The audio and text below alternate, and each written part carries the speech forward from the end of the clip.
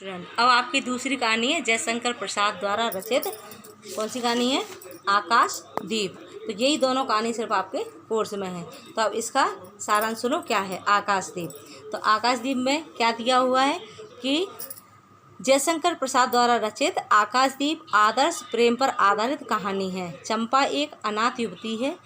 इसमें चंपा दी हुई, चंपा नाम है एक युवती का जो अनाथ है, जो स्वतंत्र जीवन की लालसा व पिता के हत्यारे से प्रतिशोध यानी कि बदला लेने की भावना और उसी के प्रति प्रेम की भावना के कारण उपजे अंतर्द्वंद में फंसी हुई है, क्योंकि जिस व्यक्ति ने उसके पिता की हत्या करी थी उसी व्यक्ति से वो प्रेम करने लगती है। तो इस कारण वो क्या इस द्वंद्व में फंस जाती है कि मैं करूं तो क्या करूं। अंततः चंपा अपने प्रेम भाव का त्याग कर सेवा मार्ग का चयन कर लेती है, यानी कि वो प्रेम को त्याग देती है और सबकी सेवा का भाव उसके अंदर जागृत हो जाता है। कि चंपा एवं चंद्रगुप्त ने करी थी उसके पिता की हत्या। चंद्रगुप्त की प्रथम भेंट होती है, पहली बार जब दोनों मिलते तो उसे नहीं पता होता कि इसने मेरे पिता की हत्या की है। चंपा द्वीप का नामकरण तथा उस पर निवास करने देती है। चंपा एक द्वीप में रहते हैं, कौन क्या नाम उसका, बुद्धगुप्त और चंपा एक ही द्वीप पर रहते हैं। तो बुद्धगुप्त उस द्वीप का नाम ही चंपा रख देता है कि बुद्धगुप्त का प्रणय प्रस्ताव किसको जाता है, प्रणय मीन्स प्रेम प्रस्ताव किसको जाता है, चंपा को जाता है। तो चंपा क्या करती है, उसको स्वीकार कर लेती है, क्योंकि अभी उसे नहीं पता कि ये मेरे पिताजी का हत्यारा है। कि विवाह समारोह की तैयारी तथा बुद्ध द्वारा चंपा के समक्ष अपने मनोभावों को व्यक्त करना। तो वो क्या करती है कि चंपा के समक्ष कौन अपने मन की स्थिति को प्रकट करता है, बुद्धगुप्त, कि मैं तुमसे प्रेम करता हूँ, तुमसे विवाह करना चाहता हूँ। चंपा में विरक्त भाव जागृत होना तथा उसकी समर्पण भावना। तो वो क्या करती है, उसे पता चलता है कि इसने मेरे पिता की हत्या की है, तो उसे वो छोड़ भी नहीं पाती और अपना भी नहीं पाती। तो वो क्या करती है कि वहीं पर रह करके, उसी के साथ में रह करके वो क्या करती है कि समर्पण का भाव पैदा हो जाता है, कि वो अपने प्रेम को त्याग देती है और सेवा का भाव उसके अंदर पैदा हो जाता है। तो ये है तुम्हारी कहानी जो हमने तुम्हें समझाई। अब इसका सारांश सुनो। सारांश क्या है कहानी का? आकाशदीप कहानी का सारांश देखो तुम्हारी किताब में सबके में दिया होगा। ये आपके पेज नंबर 222 पे ही दिया हुआ है, ठीक है। 225 पे, 22 नहीं, सॉरी बेटा, 225 पे दिया हुआ है कि आकाशदीप महाकवि अमर कहानीकार जयशंकर प्रसाद की कालजयी कहानियों में से एक है। कहानी की मुख्य पात्र चंपा जाह्नवी नदी के तट पर बसी चंपा नगरी की क्षत्रिय बालिका थी। उसके पिता व्यवसायी मणिभद्र के यहाँ प्रहरी का काम करते थे। माता का देहावसान हो जाने पर वह भी पिता के साथ नाव में ही रहने लगी। पिछले 8 वर्षों से समुद्र ही उसका घर। बुद्धगुप्त के आक्रमण के समय चंपा के पिता ने 8 जल दस्युओं को मार करके जल समाधि ले ली थी। 1 महीने से वह नीले आकाश और नीचे समुद्र के ऊपर निस्सहाय अनाथ होकर रह रही थी। एक दिन मणिभद्र ने उससे घृणित प्रस्ताव किया। उसने उसे गालियां सुनाई। उसी दिन से वह बंदी बना दी गई। अपनी आत्मकथा बुद्धगुप्त को वह उस समय सुनाई जब दोनों बंदी जीवन से मुक्त हो गए थे। बुद्धगुप्त भी ताम्रलिप्त का एक क्षत्रिय युवक था।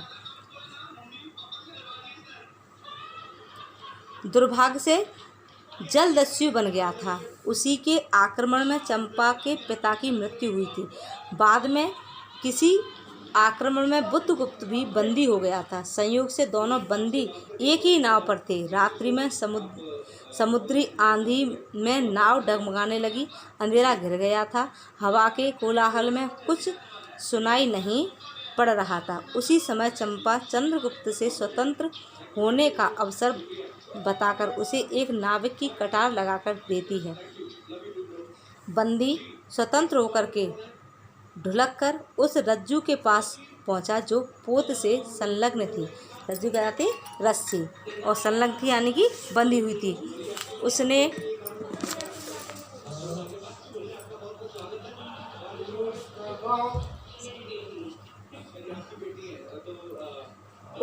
रज्जू काट दी। रज्जू मीन्स रस्सी को काट दिया। नाव पोत से स्वतंत्र हो गई। सुबह बुद्धगुप्त ने नायक को वशीभूत करके नाव का स्वामी बन गया।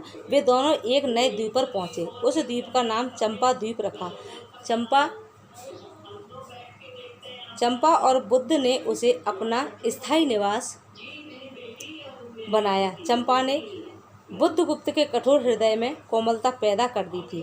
बुद्धगुप्त व्यापार करने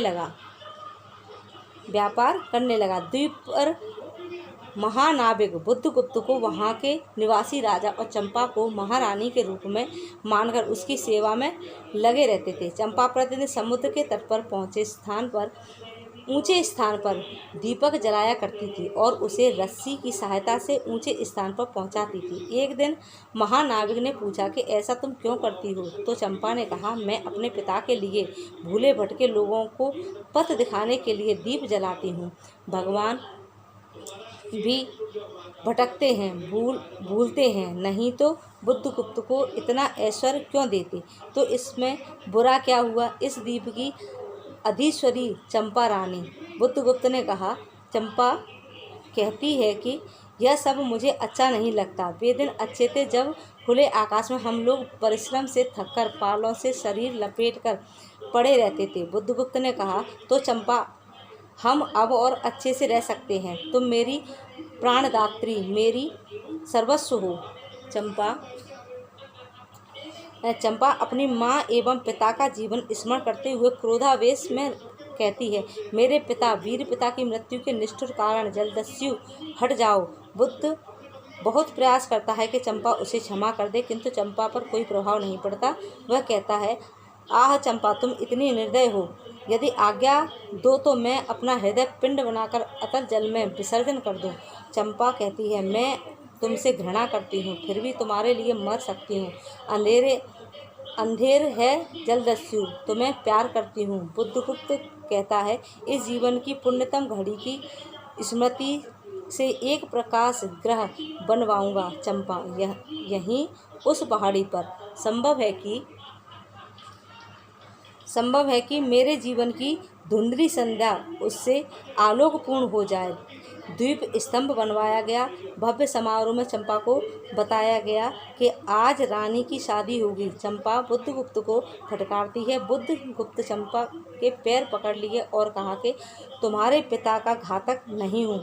वह बहुत अनुनय विनय करता है, किंतु चंपा कहती है, तुम स्वदेश लौट जाओ, मैं इन निरीह भोले भाले प्राणियों की सेवा करूँगी। महानाविक स्वदेश चला गया। चंपा उसी द्वीप पर रहकर आजीवन द्वीप स्तंभ पर दीप जलाती रही। वह भी जलती रही जैसे आकाश दीप जलता है। ये आपकी कहानी, जिसका सारांश है, आप लोग अपनी किताब में आराम से पढ़ सकते हो और हमने आपको समझा दिया। ओके, कि अब अच्छे से पढ़ो, ध्यान से पढ़ो।